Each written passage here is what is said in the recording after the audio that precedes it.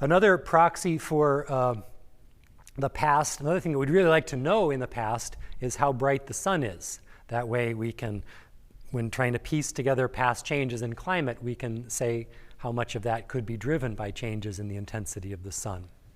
So there is a proxy for the solar intensity that you never would have believed until you'd seen it for yourself and then seen how it actually, the proof of the pudding is always to compare what the proxy is trying to measure with the real data for when you have measurements. And if it works reliably in that time span, then you can project it into the past and make estimates of the past.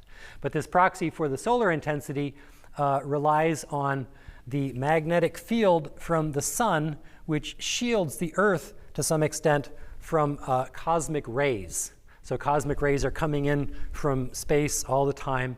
And when they come in and hit the atmosphere, they can do some nuclear chemistry and create these radioactive elements like carbon-14 and beryllium-10. And those are then deposited in ice cores. And so we can measure the concentration, in particular beryllium-10, in ice cores in order to back out what the solar intensity was in the past. And so here you see a plot of that correlation going through the instrumental record, and it seems to work remarkably well.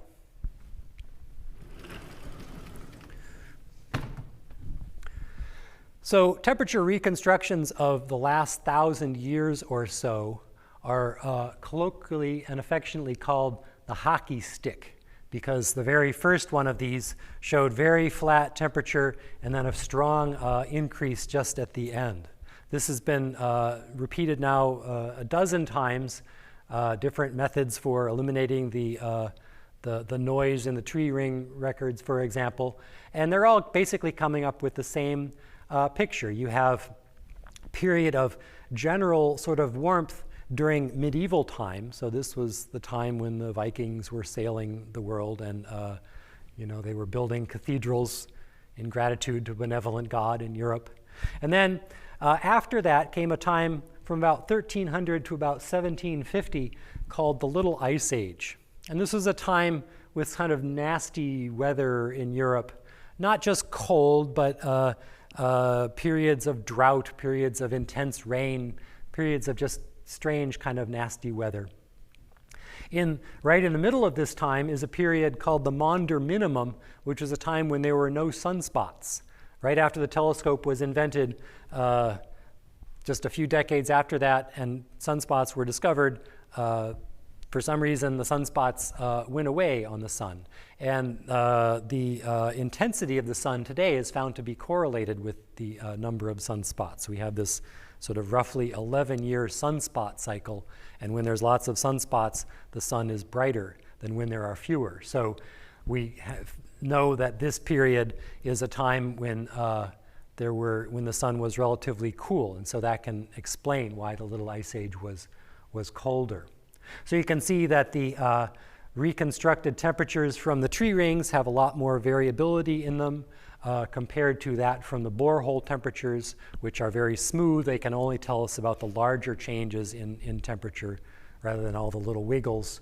And you see also where the tree rings don't match the instrumental record in the last few decades of the hockey stick period that we mentioned before, the decline in sensitivity of the tree rings during that time.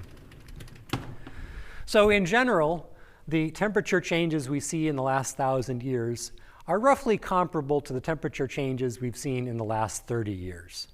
So the Little Ice Age was maybe 1 degree C colder than sort of 1950 temperature on Earth. The medieval warm time was maybe a half a degree warmer than that pre-anthropogenic temperature. And where we are today is about 0.7 or 0.8 degrees warmer than that temperature. So the temperature changes we've seen so far are comparable to those that have affected history just in the last 1,000 years or so.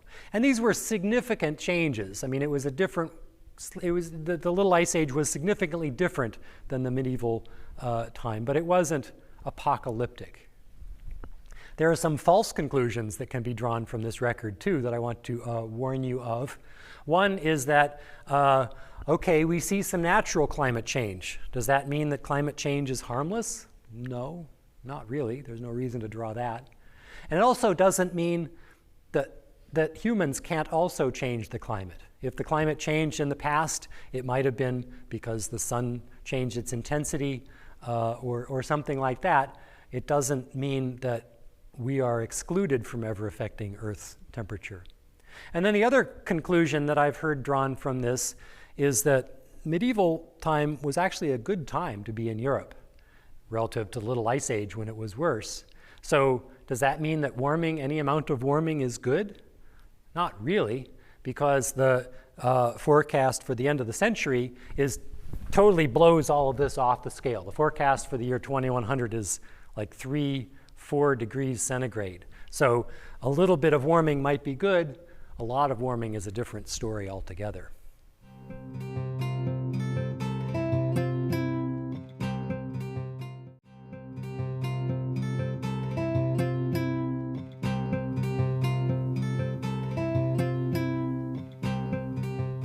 The glacial interglacial cycles are best captured by this record of the Vostok CO2 concentration through time and the global ice volume and Antarctic temperature, also from that same ice core. It's got this intensely close correlation between the CO2 concentration and the Antarctic temperatures. So the way that we think this all works is that the orbit of the Earth around the sun affects the intensity of sunlight as it hits the northern hemisphere of the Earth in the summertime. So the summertime is important because that's when you decide whether to melt last winter's snow or whether to keep it around and continue to accumulate it to make an ice sheet. And the northern hemisphere is important because that's where the land is where we can put these ice sheets. So during the glacial time, there was a huge ice sheet in North America called the Laurentide ice sheet, and in Europe, the Fennoscandian ice sheet.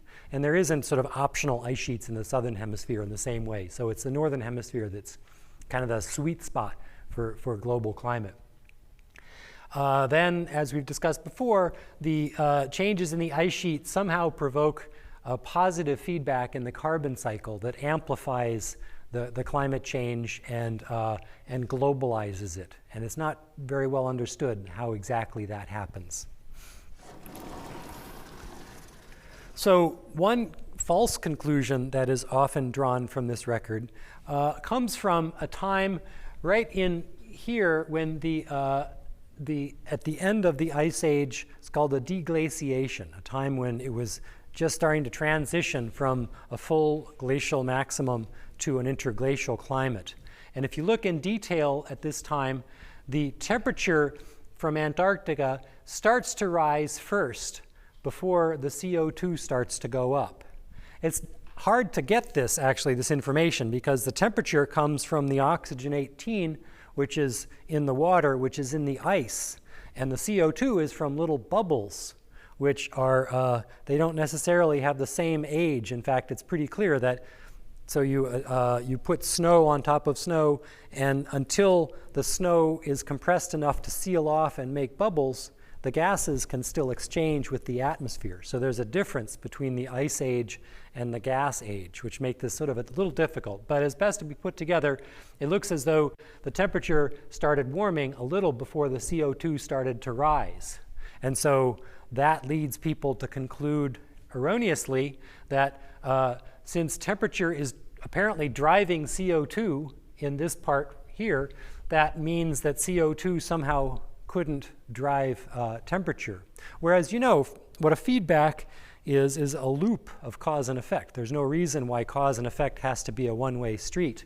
And it took much longer than 800 years for the full CO2 and temperature responses to develop. So the fact that the temperature in Antarctica might have provoked the CO2 to start rising does not mean that the temperature rose all the way without any help from the rising CO2. A feedback loop allows these things to go in that direction. So the temperature changes during the Ice Age cycles are about 5 to 6 degrees centigrade, which is remarkably small temperature change when you consider that the whole world looked different.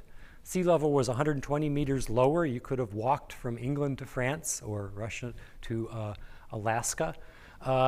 And that was only with a 5 or 6 degree C temperature change. So for comparison, the temperature change predicted for the year 2100 in the year under business as usual is about something like that same order of magnitude. So the temperature changes of the last 1,000 years are sort of comparable to what we've seen so far, and that's really small potatoes compared to what is forecast for the future. So about half of the warming on the deglaciation, or in other words, half the reason why it was colder during the Ice Age, is due to the lower CO2. The other half is due to the shininess, the albedo of those ice sheets. So they can put together an analysis of the glacial climate and try to derive a value for the climate sensitivity, delta T2x, how much you expect the Earth to change its temperature in equilibrium from doubling the CO2 concentration. And the values they come up with for the climate sensitivity are completely consistent with those from diagnosing the instrumental record period. And they're also what the climate models are tending to produce. So if CO2 were not a greenhouse gas, we wouldn't be able to explain even why the Earth isn't in a deep freeze. And then if CO2 didn't have about the impact on climate that we think it does, we wouldn't be able to explain all these past temperature changes. So the fact that we can only explain the instrumental temperature record with climate models using the greenhouse effect and the rising CO2 concentrations is sort of the smoking gun for climate change, but we know the gun works because of if things didn't work the way we think they do, we wouldn't be able to explain anything about climates of the past either.